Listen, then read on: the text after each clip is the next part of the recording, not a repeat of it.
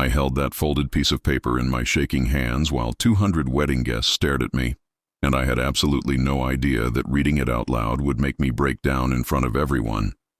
My name is David, and I thought I knew everything about my daughter Sarah. I changed her diapers, taught her to ride a bike, scared away her first boyfriend, and walked her through every heartbreak. But standing there in my rented tuxedo, watching her in that beautiful white dress, I realized I didn't know her at all. Let me take you back to the beginning, because this story doesn't start at the wedding. It starts 28 years earlier in a hospital room, with a mistake I thought I'd buried forever. Sarah was born 3 weeks early. I was 24 years old, working 2 jobs, barely making ends meet. Her mother, Jennifer, and I weren't married yet. We were just 2 scared kids trying to figure out how to be parents. I remember the nurse handing me this tiny, wrinkled human being, and I just froze. I didn't feel that instant rush of love you see in movies. I felt terror, pure, unfiltered terror that I was going to screw this up. And for the first 3 months of Sarah's life, I did screw it up. I worked late on purpose. I volunteered for night shifts. When Jennifer asked me to help with feedings, I suddenly had somewhere to be. I was present physically, but emotionally, I was a ghost, Jennifer noticed. Of course she noticed, but Sarah was too young to remember. Or so I thought. Everything changed when Sarah was 4 months old. Jennifer had the flu, like really sick. I came home from work and she just looked at me and said, "I can't do this today. You're up." So there I was, alone with this screaming infant. No instruction manual, no escape route. Just me and Sarah at 2 in the morning, both of us crying. And then something happened. I started singing.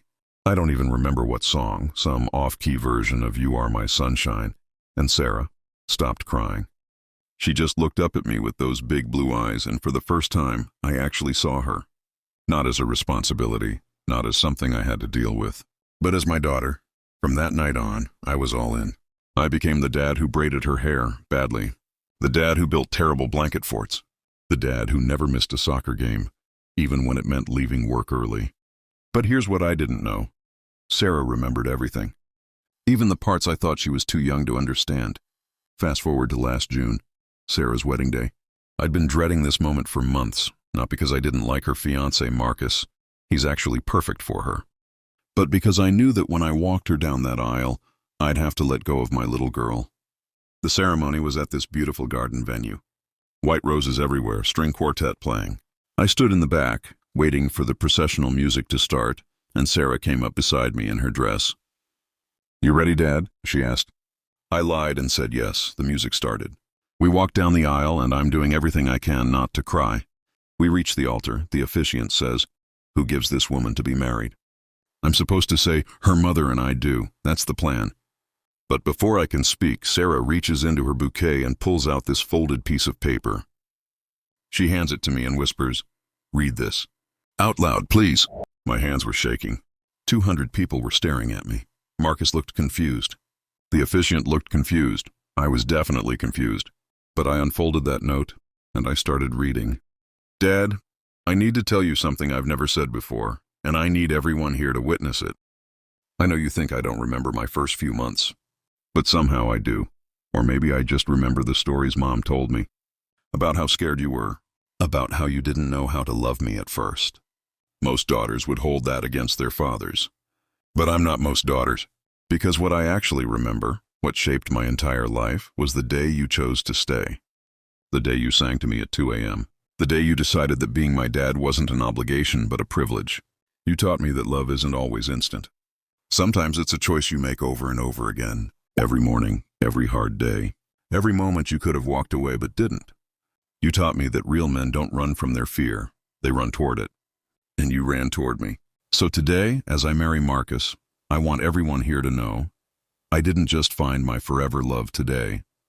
I found him 28 years ago, when a terrified young man held his crying baby girl and decided to become the father she deserved. You didn't just give me away today, Dad. You gave me everything. I love you.